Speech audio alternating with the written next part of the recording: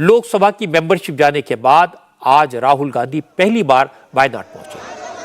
वायनाड में राहुल और प्रियंका ने रोड शो किया। इसके बाद एक पब्लिक मीटिंग को एड्रेस किया। राहुल ने कहा कि बीजेपी अब तक उनको समझ नहीं पाई। वो डरते नहीं है, फिर भी बीजेपी उनको डराने की कोशिश करती है। राहुल गांधी ने कहा कि एमपी होना तो बस एक टैग है। बीजेपी वो टैग छीन सकती है, बीजेपी उनका घर छीन सकती है, लेकिन वो इससे परेशान होने वाले नहीं हैं। वो जनता के मुद्दे उठाते रहेंगे। The MP member of parliament is just a tag. It's a position, it's a post. So the BJP can take away the tag. They can take away the position. They can take away the house. They can put me in jail, but they cannot stop me from representing the people of Wayanad. I've been fighting now the BJP for quite some years. It surprises me that in so many years they have been unable to understand their opponent. They do not understand that their opponent will not get intimidated. They think that by sending police to my house, I will get scared. They think by taking away my house, I will get disturbed. My sister didn't tell you, but I was actually happy that they took away my house. It's not interesting for me to live in that house. Take my house, take it 50 times, I don't care. I will continue to raise the issues of the people of Wayanad and the people of India. Rahul Gandhi से पहले प्रियंका गांधी बोली। उनकी पूरी speech emotional थी। उन्होंने राहुल की तारीफ की, राहुल को फाइटर बताया, निडर और ईमानदार कहा।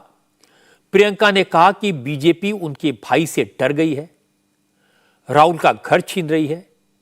प्रियंका ने कहा कि सरकार राहुल को घर से निकाल सकती है, लेकिन लोगों के दिलों से कैसे निकालेगी। Yesterday, I was packing up his furniture from his house to put it in a store until we find a new place for him to stay. I was looking at the storeroom, putting all the cardboard boxes one on top of the other, and I was thinking to myself that a few years ago I also had to move my home. I had my children to help me, my husband helped me. I have a family of my own, and I was thinking my brother doesn't have his own children, his own wife and family to help him, even though he has the rest of us. Rahul और प्रियंका केरल में थे। उन्होंने emotional card खेला, लेकिन उन्हें जवाब मिला उनकी पार्टी के सबसे सीनियर नेता ए.के. एंटनी के बेटे से। एंटनी के बेटे अनिल एंटनी पिछले हफ्ते ही बीजेपी में शामिल हुए हैं, कई वर्षों से कांग्रेस के साथ रहे हैं। आज अनिल एंटनी ने कहा कि राहुल को वायनाड दौरे का कोई असर नहीं होगा। अब देश के बाकी हिस्सों की तरह केरल में भी लोगों को समझ में आने लगा है कि देश को नरेंद्र मोदी ही आगे ले जा सकते हैं। इसलिए अब केरल में कांग्रेस का कोई चांस नहीं है। श्री राहुल गांधी जी वायनाड का पूर्व एमपी है और वो उनका पुराना कॉन्स्टिट्यूंसी में जा रहा है। इनमें कोई अननेचुरल कुछ भी नहीं है, लेकिन इसमें कोई फ़ायदा नहीं होगा क्योंकि आजकल भारत का सभी लोग कश्मीर से केरला तक, गुजरात से नॉर्थ ईस्ट तक, सभी लोग को आजकल उनको बहुत क्लैरिटी हो रहा है कि सिर्फ हमारा प्रधानमंत्री जी के नेतृत्व में भारतीय जनता पार्टी भारत में सभी के लिए आर्थिक और सामाजिक उन्नति और न्याय और उनको नए नए आर्थिक और सामाजिक मौके के लिए सिर्फ एक देशीय पार्टी काम कर रहा है। ये तो हुई इमोशन की बात। इसके बाद वायनाड में एक बात फिर से क्लियर हो गई कि राहुल गांधी जिद्दी हैं, किसी के नहीं सुनते। आपको याद होगा शरद पवार ने राहुल गांधी को वीर सावरकर का अपमान न करने के लिए समझाया था। उन्होंने कहा था इससे महाराष्ट्र में अलायंस टूट सकता है। लेकिन आज वायनाड में वीर सावरकर का एक बार फिर अपमान हुआ। वायनाड में राहुल के स्वागत में जो पोस्टर लगाए गए थे उसमें लिखा हुआ था, मैं सावरकर नहीं गांधी हूं। पूरा शहर ऐसे पोस्टर से भरा पड़ा था। मोदी सरनेम विवाद के बाद राहुल गांधी की मुसीबतें बढ़ी, उनकी संसद की सदस्यता चली गई। उसके बाद एक प्रेस कॉन्फ्रेंस में उन्होंने माफ़ी मांगने को लेकर एक बयान दिया था और वो बयान यहाँ पर लिखा गया है। मलयालम में छपाए गए इस पोस्टर में ये लिखा गया है कि मैं वीर सावरकर नहीं हूँ जो डर कर भाग जाऊँ, माफ़ी मांग लूँ, मैं गांधी हूँ, मैं माफ़ी नहीं मांगूंगा। ऐसे पोस्टर अंग्रेजी में और मलयालम भाषा में हर जगह पर, ख़ास तौर पर ज़्यादा ऐसे पोस्टर मलयालम भाषा में पूरे इस रोड शो के दौरान जो रोड मैप है, जो रूट मैप है, उसमें ये पोस्टर्स नज़र आ रहे हैं और एक विवाद की वजह ये पोस्टर्स भी बन रहे हैं। पोस्टर लगे वायनाड में, लिखे गए मलयालम में, लेकिन विवाद शुरू हुआ महाराष्ट्र में। कांग्रेस के नेता और महाराष्ट्र के पूर्व मुख्यमंत्री पृथ्वीराज चव्हाण ने सफाई दी। चव्हाण ने कहा, कांग्रेस लीडरशिप बाकी पार्टियों के साथ हुई बातचीत में जो तय हुआ था उस पर कायम है। वायनाड में जो पोस्टर लगे हैं वो वहां के लोकल लोगों की भावना है और किसी को भी अपने इमोशन को एक्सप्रेस करने से रोका नहीं जा सकता। वायनाड के लोग जो करेंगे वो वायनाड के लोगों क्या क्या स्वातंत्र नहीं है, अधिकार नहीं है उनके बात अपनी रखने का। तो और दूसरी बात है, वायनाड में क्या हुआ मैं नहीं जानता, मैं ज़्यादा टिप्पणी करना उचित नहीं रहेगा। लेकिन भाई हर एक देश के नागरिक को अधिकार है अपने देश के बारे में विचार रखने का। तो ये कोई कांग्रेस पार्टी में जो आम राय हुई थी 20 पार्टियों के बीच में कि हम ये सार्वजनिक तौर पे नेतृत्व की ओर से मुद्दा नहीं उठाया जाएगा, तो मैं समझा उसमें कोई बदल नहीं आएगा। लगता है सावरकर का नाम राहुल का पीछा आसानी से नहीं छोड़ेगा।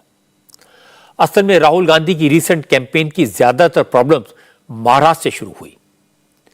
पहले शरद पवार ने कहा अडानी के मामले में जेपीसी की जरूरत नहीं है। यह राहुल कांग्रेस की सबसे बड़ी मांग रही है। शरद पवार ने यह भी कह दिया कि मोदी की डिग्री कोई इशू नहीं है। पवार का मोदी के प्रति किसी भी इशू पर सॉफ्ट होना राहुल को हर्ट करेगा। लेकिन सबसे बड़ी समस्या है सावरकर को लेकर।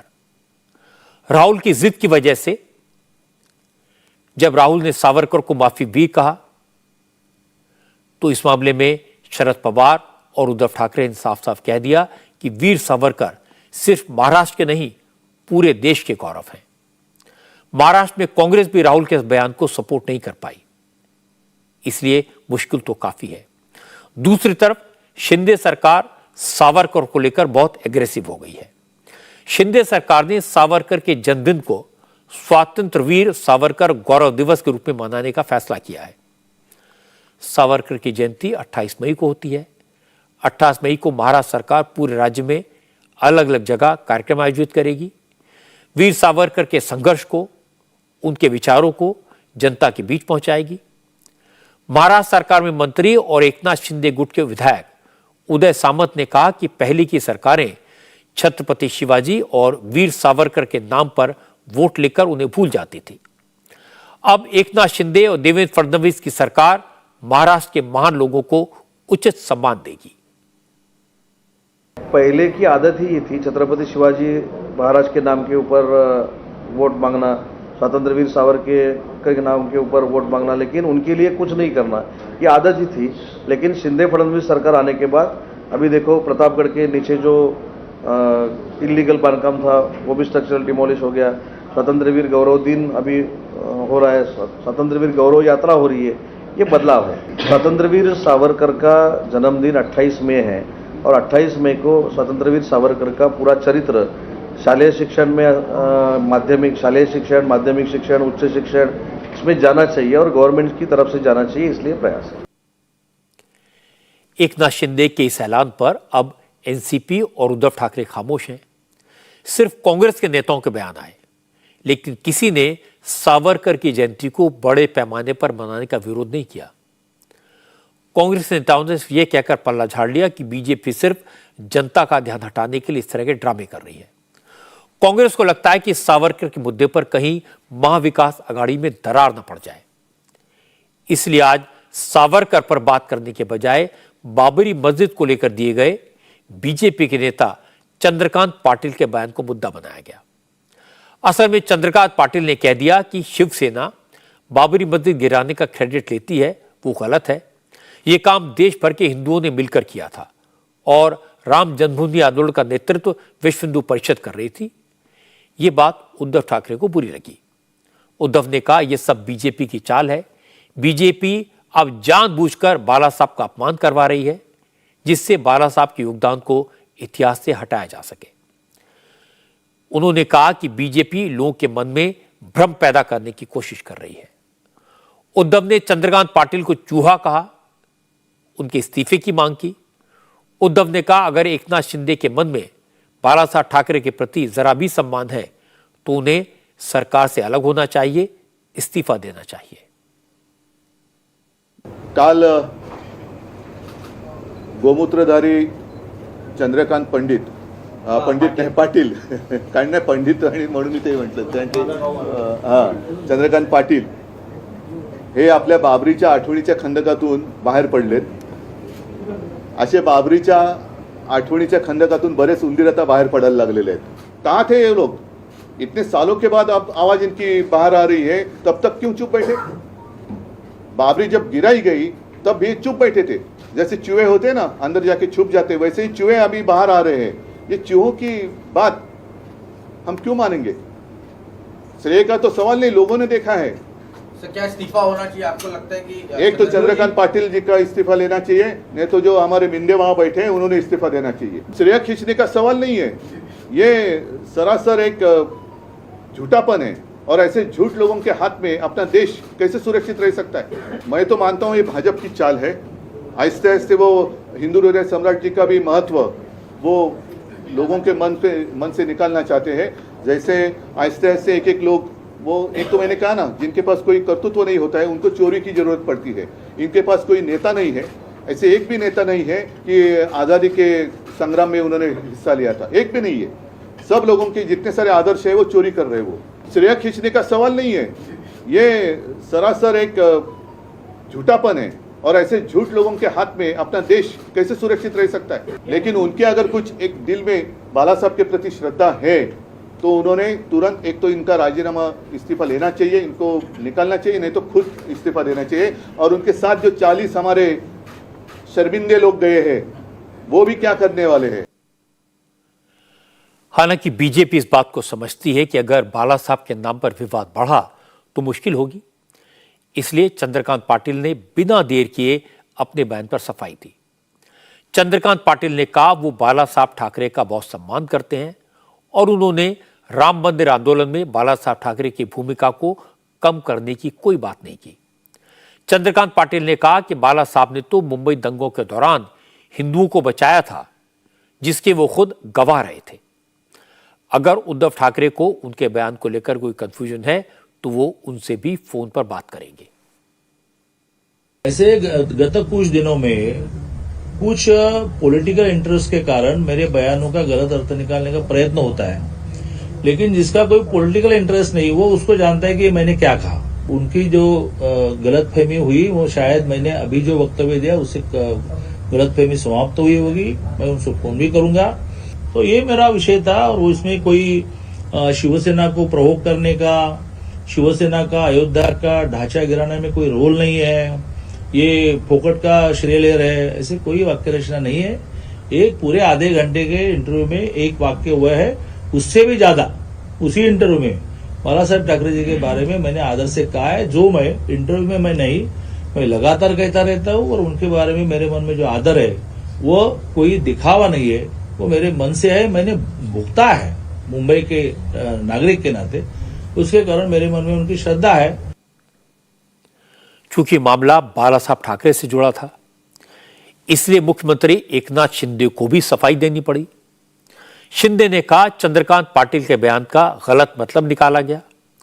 हर मराठी बाला साहब का सम्मान करता है, लेकिन उद्धव को बताना चाहिए कि जब राम मंदिर के लिए आंदोलन चल रहा था तो उद्धव ठाकरे कहां थे। एकनाथ शिंदे ने कहा कि बाला साहब के विचारों को छोड़कर कांग्रेस की गोद में बैठे उद्धव ठाकरे को बोलने का कोई हक नहीं है। मी चंद्रकांत दादा पाटिल यांच्याशी बोललो। मेरी चंद्रकांत दादा पाटिल से बात हुई है।